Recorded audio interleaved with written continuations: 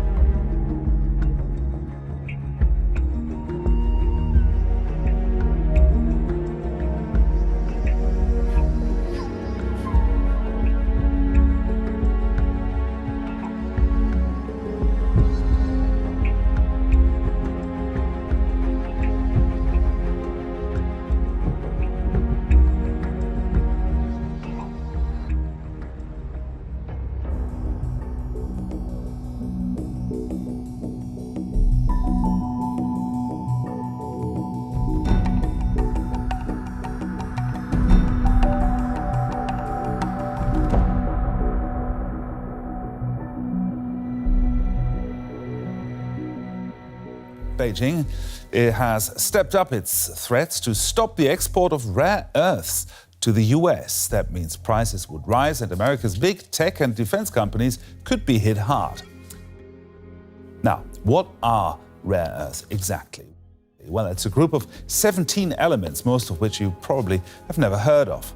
If you want to make magnets, you need neodymium, and lanthanum is a glass additive used in lenses for precision optical equipment and lasers. China wants to defend itself against U.S. tariffs with a delivery freeze. That would hit home hard. The production of mobile phones, solar systems, computers, and some weapons would grind to a halt without China's rare earths. So the U.S. government is already looking into alternatives from regions like Africa. But it'll take years to get production there to the point where it can match industry needs. U.S. companies won't be able to wait that long.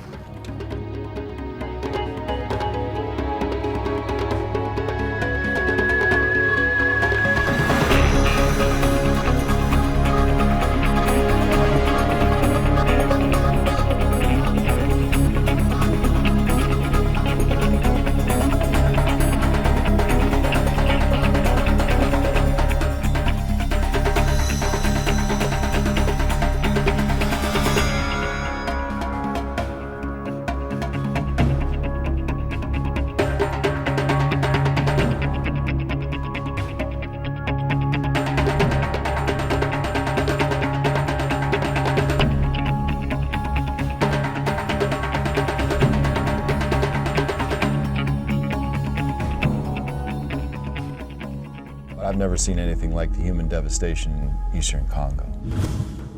The violence there is worse than anywhere else in the world, the deadliest conflict in the world since World War II, and the highest rates of sexual violence. It's a result of this, your cell phone. Basically, there are 4 minerals that come from the Congo that are in every one of our electronics products.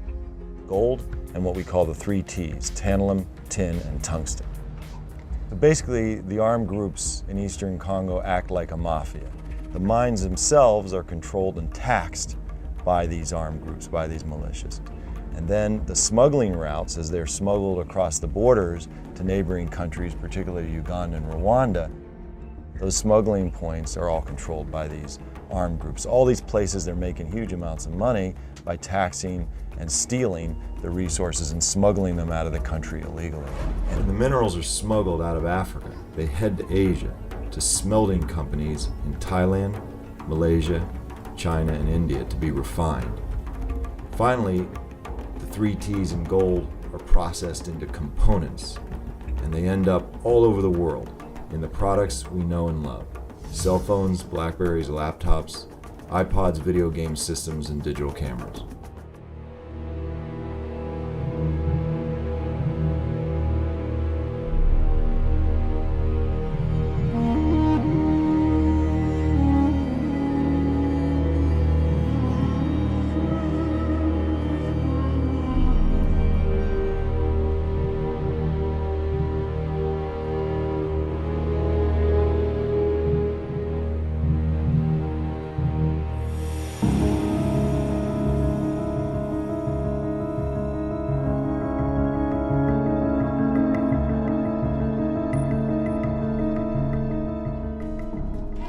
This is one of the thousands of unregulated, unmonitored mines in the DRC.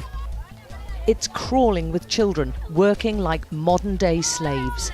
A 12-hour-long day of punishing work may earn them the equivalent of £1. Although one of the poorest countries on earth, DRC is rich in minerals. But a history of brutal colonial exploitation looks like being repeated. And wretched whether or not, the rush is on for a mineral the DRC has in great abundance, cobalt, and it's fast becoming more precious than gold. It's a critical ingredient in lithium-ion batteries which power smartphones and laptops. An army of children are at the heart of the mining production. Wearing no shoes and in the most wretched conditions, Dorsan is ordered to retrieve the sack he's forgotten. There's an urgency now. The rains make this dangerous work even more risky, and Dorsan's told in no uncertain terms he risks a beating if he messes up again. Dorsan, with Richard beside him, have worked all day. they're 8 and 11 years old. Even this punishing work doesn't guarantee enough for food. Dorsan hasn't eaten for 2 days now.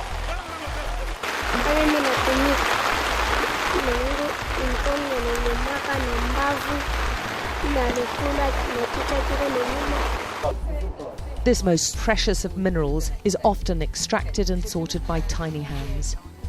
They don't wear gloves or masks, yet the World Health Organization says exposure to cobalt and breathing in its dust fumes can cause long-term health problems. On trouve c'est les infections, mingi ni mama infection, ndio ile tunaona huko. Kasi mama anatumika makarieri sana, tazama mtoto na infection shulungula. The children's cobalt is sold cheaply to mostly Chinese traders who we film secretly. They don't ask questions about where their cobalt comes from or who's worked to extract it. They just want the best price. It's an intricate supply chain which allows easy deniability for the multinationals making huge profits. Most of these child miners will never own a smartphone. They barely survive from day to day. And many other children like Dorsan will be back again tomorrow, digging out one of the most sought-after minerals of our time for a pittance.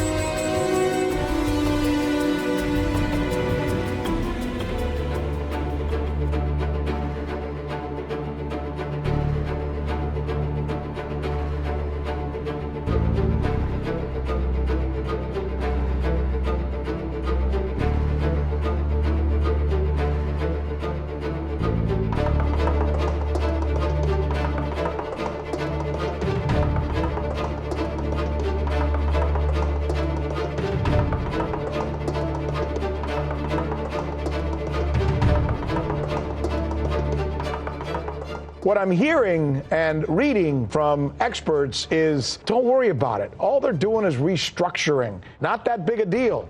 What do you say? I say that you shouldn't believe such stories. Let me just remind you, in the months leading up to the collapse of Lehman Brothers back in 2008, the kind of opening gun that brought us the global capitalist collapse, it would be easy to find statements by experts, by bank CEOs, telling us not to worry, it's a detail, it only affects one bank. None of that is normally true. The truth of it is the people who run these banks hide their difficulties, so what we're left with is very little. Lots of PR and a big question mark, because clearly that bank is in serious trouble, but we won't know the extent of it until they're good and ready or something blows and then the whole game is up. The mass of people are very angry at banks. They bailed them all out in 2008 and 9. It is politically impossible for leaders today to do again for those kinds of banks what was done before. So I think that's why Deutsche, which no doubt tried to get another bailout, was told, well, either we're not going to give it to you or you have to do some very big steps to make it look like we ought to do it again. Firing 18,000 people is that kind of act.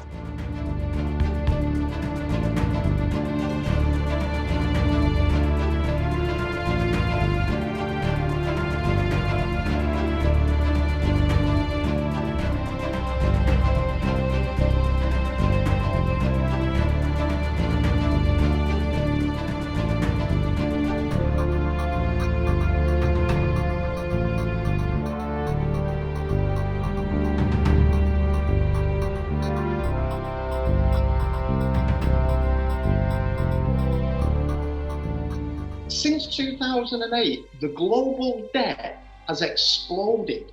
We're talking absolute trillions that are pumped back into the system to actually keep the system alive. When people see the stock market going up, they automatically assume, because they've been wired and they've been educated by the mainstream media, that the stock market is the economy. Well, that's a fundamental mistake. The economy and the stock market are two completely different things. Now, what actually is happening with the economy, for every dollar of growth in the economy, $4 of debt has to be now pumped into it. So when you see the stock market and the stock market is going up and people think, oh, therefore the value must be increasing, it's the debt that's causing it to go up. Nothing to do with value. And what is actually happening in real terms is that we're actually witnessing a ghost crash of the market.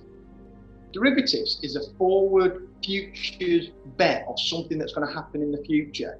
What actually is happening in real terms is that the derivatives, the financial bets, the future events are actually what is causing the manipulated, fraudulent, corrupt valuations that we're actually witnessing.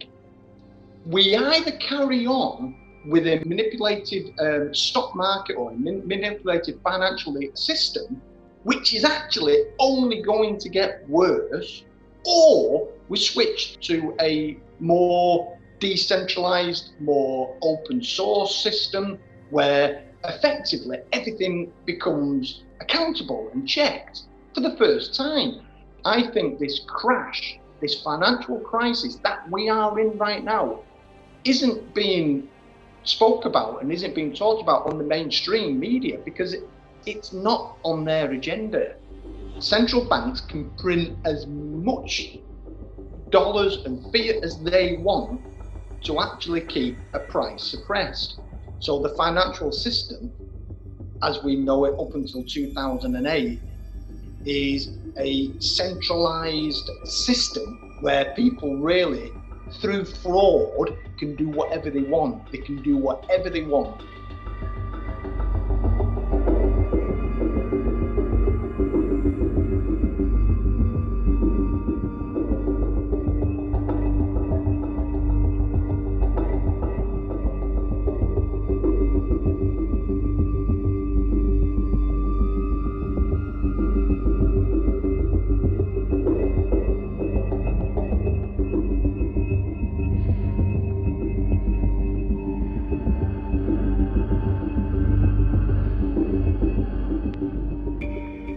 Die Finanzindustrie hat in den vergangenen 50 Jahren mehr Macht an sich gerissen als irgendeine Kraft in der gesamten Geschichte der Menschheit. Sie ist die stärkste Kraft, die sämtliche Lebensbereiche durchdringt und uns alle vollständig beherrscht.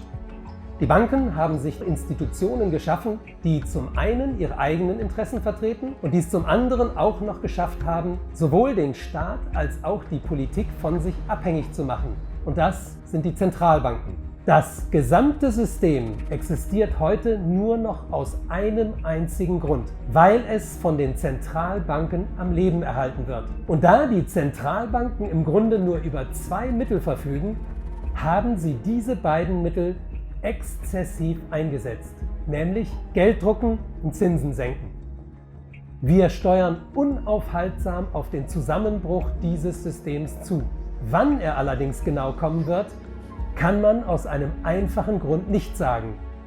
Niemand weiß, wie sehr sich das bestehende System noch manipulieren lässt, bevor es final in sich zusammenbricht. Und deshalb stellt sich in unseren Tagen die Frage, was erwartet uns vor dem Crash? Es wird mit großer Sicherheit eine weitere Ausweitung der Geldmenge geben, es wird einen weiteren Wertverlust der Währungen geben und ein weiteres Aufblähen der Finanzmärkte.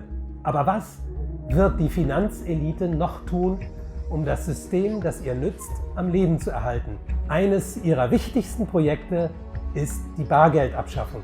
Im Jahre 2012 wurde die Better Than Cash Alliance gegründet.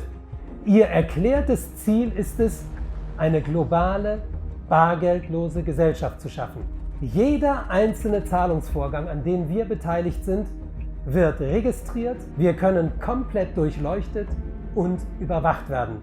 Und wer jetzt meint, das sei eine allzu düstere Zukunftsvision, der sollte einen Blick werfen auf den Vorschlag, den die mächtigste Finanzorganisation der Welt, der Internationale Währungsfonds, ins Gespräch gebracht hat. Der Plan des IWF sieht vor, auf das Bargeld Strafzinsen zu erheben.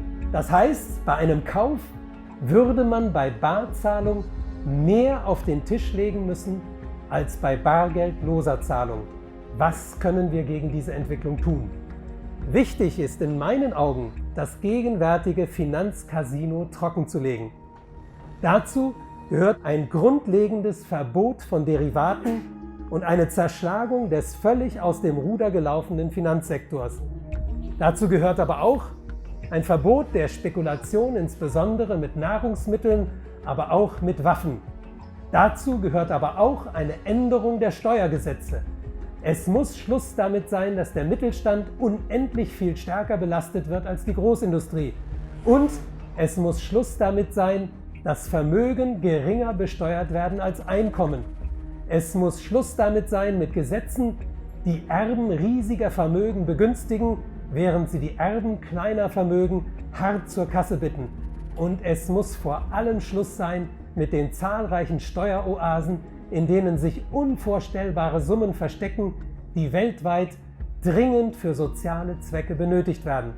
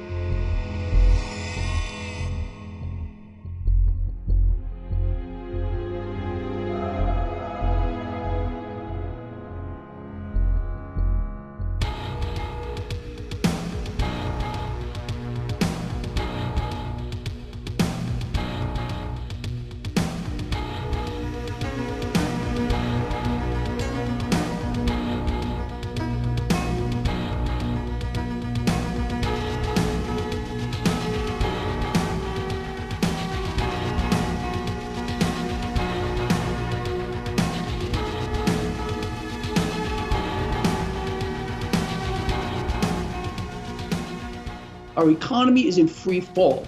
So the illusion is being kept real by the mechanisms that they're putting in place here, by suppressing rates, by not allowing the market to do its one and only job.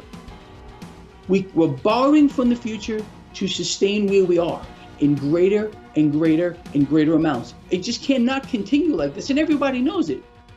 But everyone keeps on dancing. They think the music's going to keep on going, but maybe Deutsche Bank is sending us a warning shot across the bow. People don't realize whose money these institutions are playing with. They're playing with your money. Your money. So this is just not a unique thing to this one bank. They're all doing the same things. Every one of these banks, these too big to fails, is dependent on the next one. So a domino effect It's going to happen. It's just a matter of when. Most people are, when it comes to understanding the financial markets, don't have the slightest clue. And they believe that these leaders here have their best interest in mind, but they don't.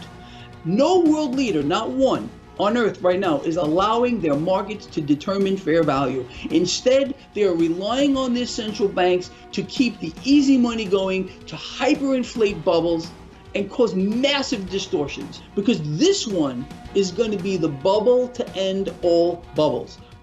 World central banks' power exists in one thing. That is their ability to issue debt. The more debt they issue, the stronger they become. They are loving the calls for negative rates. They are loving the fact of calling for currency devaluations. It is the goal of world central banks to own the world. So we're watching world central banks, literally all of them, including the Federal Reserve, rise to the top of the pyramid like we had never seen before.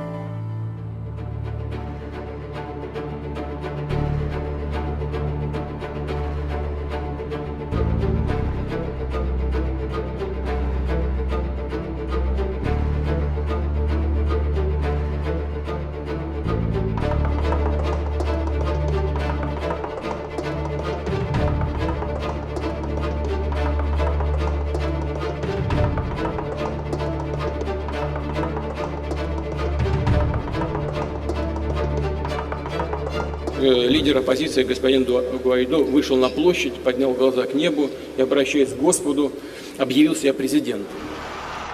Juro ante Dios Todopoderoso asumir formalmente las competencias como el presidente encargado de Venezuela. Ну, хорошо. Но Господь нам не сообщил о том, как Он отреагировал на это обращение. Никакого сигнала нам не подал. Поэтому думаю, что нужно вернуться на нашу грешную, бренную землю и руководствоваться демократическими процедурами и правилами.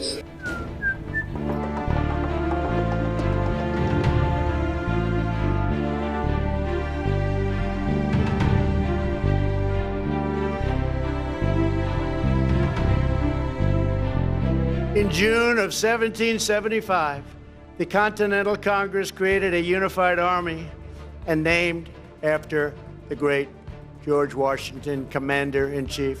Our army manned the airport. It ran the ramparts. It took over the airports. It did everything it had to do. It took over the airports. It did everything it had to do. So great.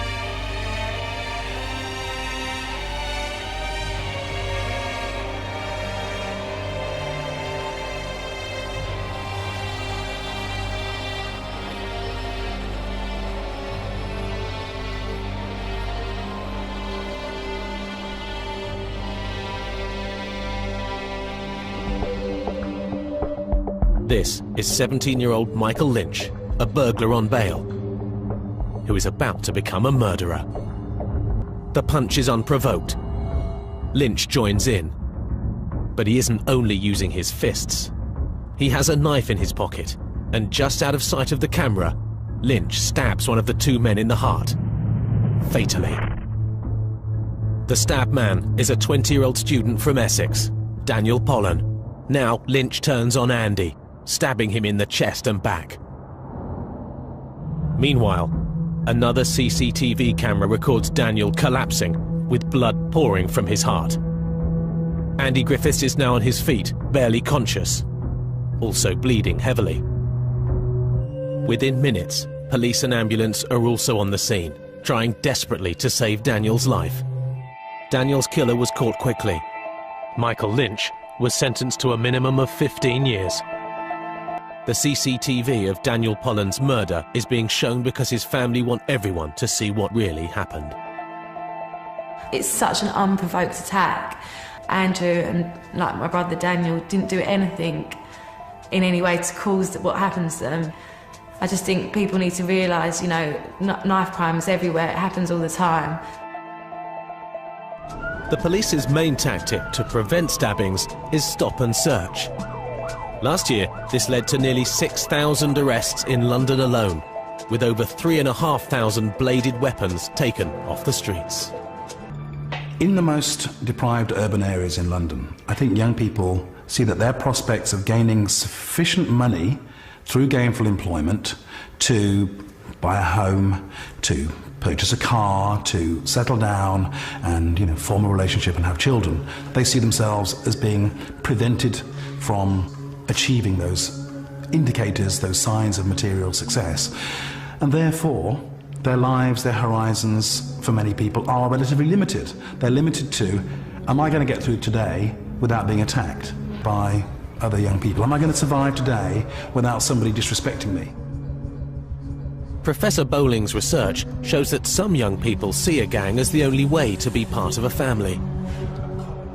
When somebody says, we'll protect you, we'll be your homies, we'll be the people who you can hang with, we'll be like your family, your fam, and we'll give you a sense of self-esteem and protection. In that context, I think that however reluctant they may be at first, many young people will choose the protection and the safety of a gang, and will choose the protection and safety that they feel of carrying a weapon. I know people, including myself at one time, that would have said, I feel naked if I don't have my knife on me.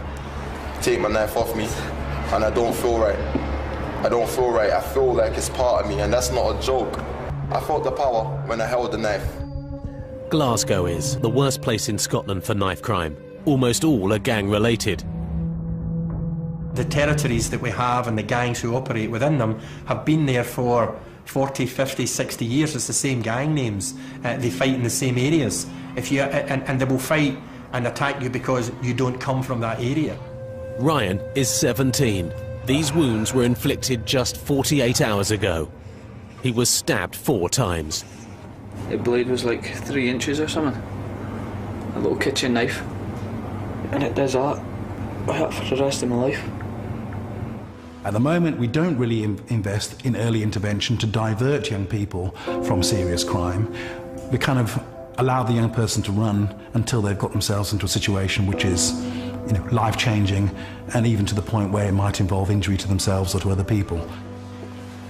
So I think early intervention in supportive and social ways is absolutely a critical part of this process.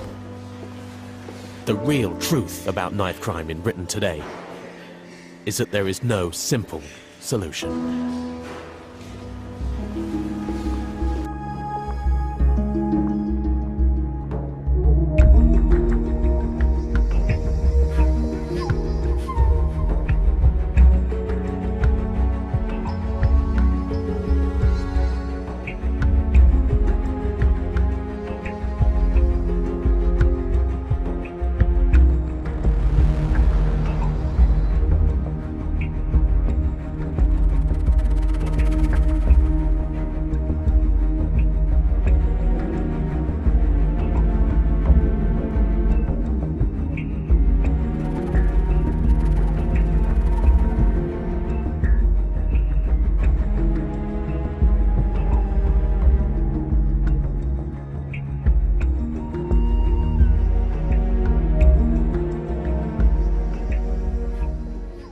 Casi 40.000 incidentes con cuchillos, prácticamente 300 muertos en nada de tiempo en Londres, 77% de incremento, si no me equivoco. O sea, algo está ocurriendo que, como siempre, mi impresión es que está al margen de la realidad cotidiana o de la realidad de los que hacemos los medios o los periódicos o de los que nos creemos que informamos a la gente, porque ya la gente se informa de 1000 formas. Doctor, ¿hay algo que podamos analizar en torno al que ataca al azar, los casos que hemos visto? ¿Siempre se puede hablar simplemente de locura, porque siempre es lo que leemos, o hay algo más? No, hay algo más. ¿Por qué se ataca al azar? Es porque la persona, el atacante en un momento determinado, tiene ganas de hacerlo. ¿Qué es lo que sucede para que ese verdugo te escoja como víctima? Es verdad que no debemos de meter miedo a la población, pero me temo que desgraciadamente en algunos casos, y quizá más de lo que pudiéramos pensar, es literalmente al azar. Es decir, te toca a ti porque yo tengo ganas de hacerlo. Es clásico de un sociópata, ¿no? Hago lo que me da la gana. Es decir, recordáis la naranja mecánica, ¿no? Muy parecido, realmente muy parecido. Violaban, mataban, acuchillaban, pero al azar, no importaba que les hubiesen provocado, no era el gusto, el placer de la violencia. Es curioso porque el caso de Turín mata a un chico en Italia porque lo ve sonriente. Es que parecía muy feliz, dice. Justamente la felicidad es algo tremendamente envidiable. Es decir, que alguien vaya sonriendo, que esté feliz, que esté alegre, puede literalmente ofender a otro que en un momento dado se sienta de alguna manera desvalido, se sienta hurtado por esa felicidad, ¿no? Puede haber algún tipo de prueba de honor, ¿no? Sí, o de demostración. ¿Qué sabemos de esto? Sin lugar a dudas, hay bandas en los cuales este tipo de ritual de agresión, dependiendo además del nivel o si quieres ingresar o no, tienes que pasar una serie de pruebas. Y algunas de ellas consisten, entre otras, una agresión gratuita, ¿no? Hay miles de personas en este momento que se encuentran, de alguna manera, lo voy a decir, asalvajados, es decir, viniendo, además, de unos entornos en los cuales ya muchos de ellos delinquían. Ustedes pueden sondear, pueden ver lo que ocurre, y ahí está la gran pregunta, ¿no? ¿Puede ser algo que siempre ha ocurrido, repito, y ahora es más visible, no hay que alarmarse tanto, o están ocurriendo fenómenos de un incremento evidente?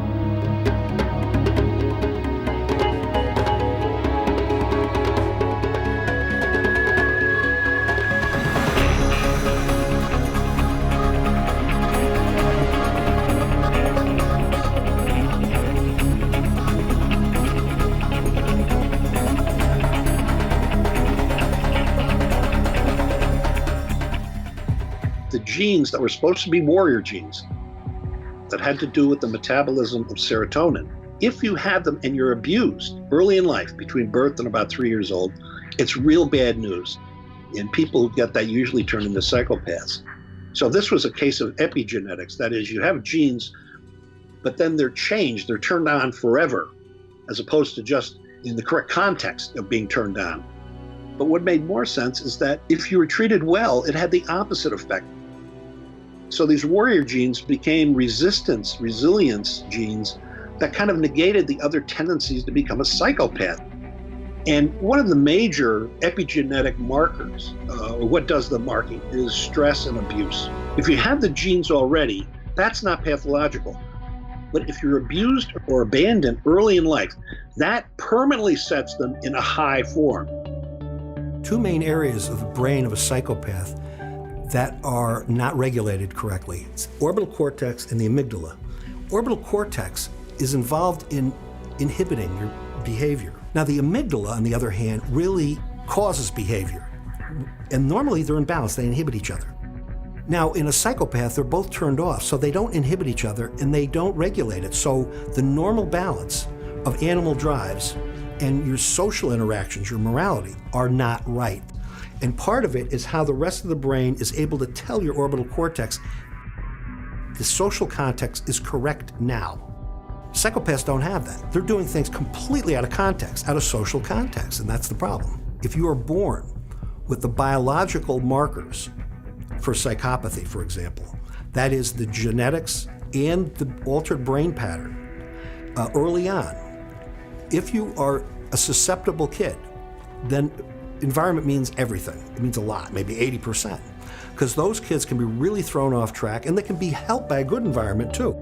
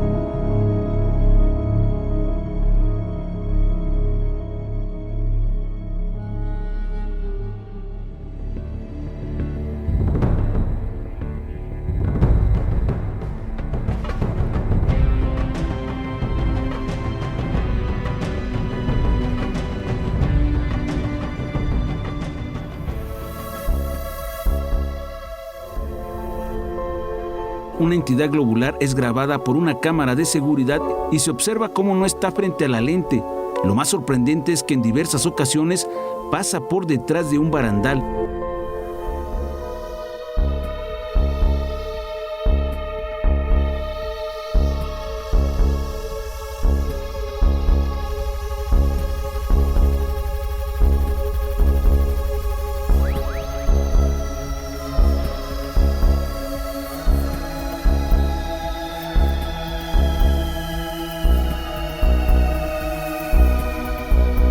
Un objeto volador no identificado es grabado cerca del volcán Popocatépetl, que en esos momentos presentó una intensa actividad con 5 explosiones. Es indudable que el ovni se encuentra cerca de la zona de la explosión.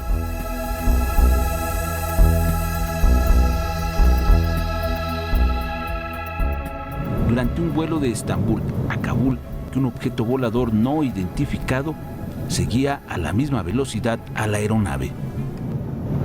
Durante más de 15 minutos, el ovni siguió al avión muy cerca.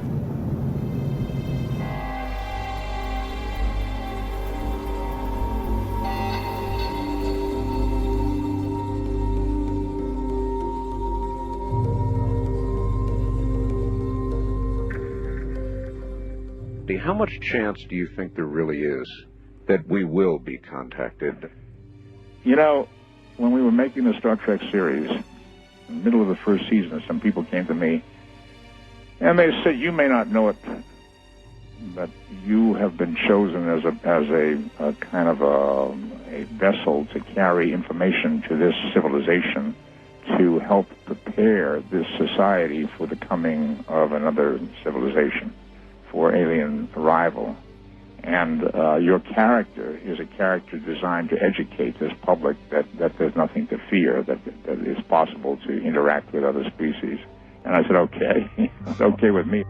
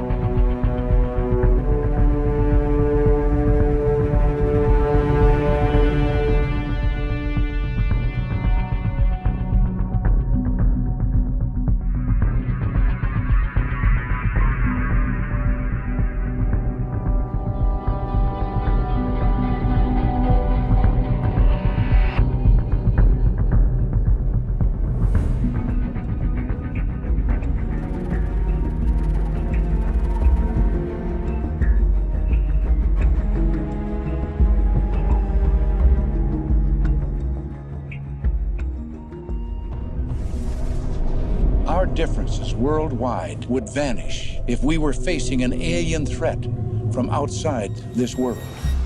And yet, I ask you, is not an alien force already among us? This is real. This is not science fiction. We are being lied to on an unbelievable level. We do have a war taking place between different types of extraterrestrials. Of all the extraterrestrials that are out there visiting us today, most of them are benevolent. Most of them are the good guys. They've showed up in various cultures as gods, as angels, as benevolent spiritual teachers. And then you have a much smaller number that are very aggressive and very evil. So what's happening is that these fourth dimensional angelic types are fighting against these demonic, negative, evil reptilians. And this battle's been going on for hundreds of thousands of years. It didn't start on Earth, it got brought to us. It's been imported, let's say. And so this is a proxy war. It doesn't just happen here between these beings, it happens between us. The beings are fighting each other based on the choices that we make. The reason why is that we have a lot of free will over what's going to happen on this planet. So we have to authorize bad things to happen. The authorization comes by us allowing ourselves to be conquered. The negative has to advertise what they're doing. They have to show us the symbols. They do it in music videos, they do it in movies, they do it at the Super Bowl halftime show, they did it in the Olympics opening and closing ceremonies. They put the symbolism in our faces. My point in telling you this is to understand that we actually have the control. We have the control over how the future is going to go. The negative beings are not allowed to do more than what we authorize. And so what their focus is on trying to get us manipulated to the point where we are selfish, greedy, manipulative to one another, and then in so doing we authorize these disasters to take place. The war only is being fought because of us, and we need to fight for disclosure. Bringing the truth out to the public, getting this information out, will be what defeats this archetypal devil. The more that we act in a loving, positive, compassionate way, the more that those beings can fight on our behalf and can win. They have the ability to totally defeat the reptilians. So we are dealing with a corporate structure that has completely broken away from the elected, legitimate governmental bodies of the earth. They don't answer to anybody, they're not accountable to anybody, and they have a technological advantage that makes it very difficult to approach them on their own terms. But this is another interesting area, which is the idea that the secret space program itself actually does have its own alliance, where they are doing their part to try to bring all of their technology to us. Understand that the insiders have said that the technology in the secret space program is so vast that it would literally solve all of the problems we have on Earth. Clean up radiation, desalinate water and bring it to the point where it's drinkable, greening the deserts, solving all of our problems with trash, solving all of our problems with hunger, with poverty, starvation, homelessness, you name it. There is nothing that we can't do with the technology that already exists. This technology also includes portal travel, the ability for us to go to the stars. It's truly phenomenal stuff, and it shouldn't be kept hidden from us. I do think we're ready for disclosure. We've had generations of disclosure already happening. I know it's very hard for people to believe that this is true, but there actually is a lot of evidence. When people say there is no evidence, that is something the media has trained them to say. It is a psychological operation run by groups like the Central Intelligence Agency, trying to make you blind to the truth.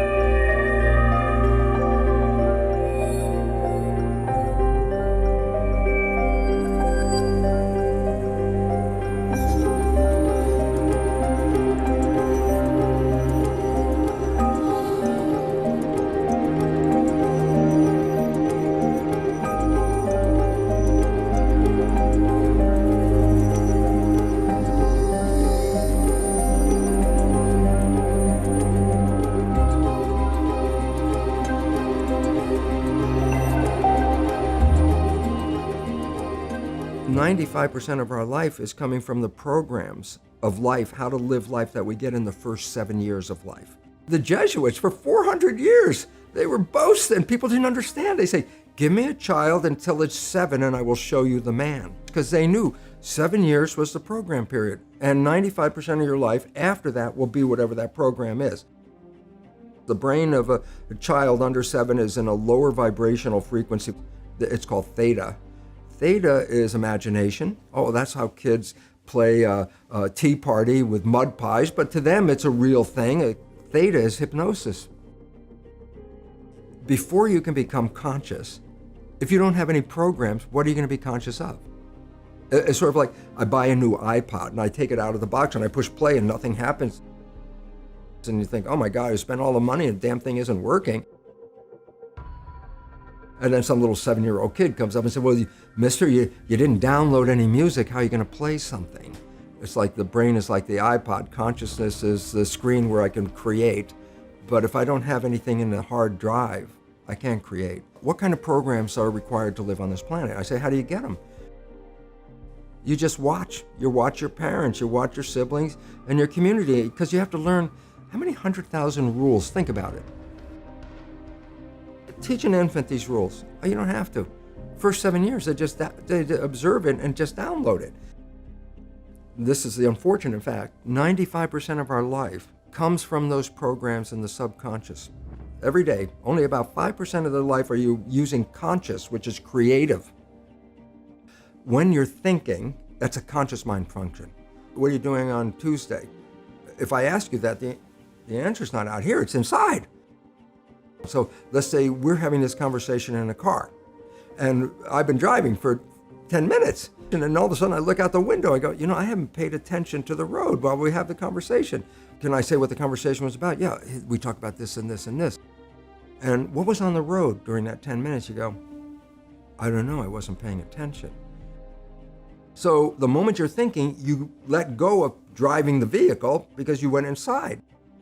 Well, it doesn't mean whatever you're doing, you stop walking or driving the car or doing a job. Those are programs in the subconscious because you've repeated them over and over again. So the subconscious is autopilot. When the conscious is busy, autopilot drives the vehicle. Point is, when conscious is busy, it's not observing what's going on. So people read self-help books. I go, well, you read the book, you got a lot of knowledge. I say, is your life changed? No, but you got a lot of knowledge. So here's the difference. The conscious mind is creative and can learn in any number of ways. Read a self-help book, go to a lecture, listen to this program. And conscious mind's going to get some awareness. But subconscious mind doesn't learn that way. Subconscious mind learns in two fundamental ways naturally. Hypnosis, which is the first 7 years. And after age 7, how do you put new programs in?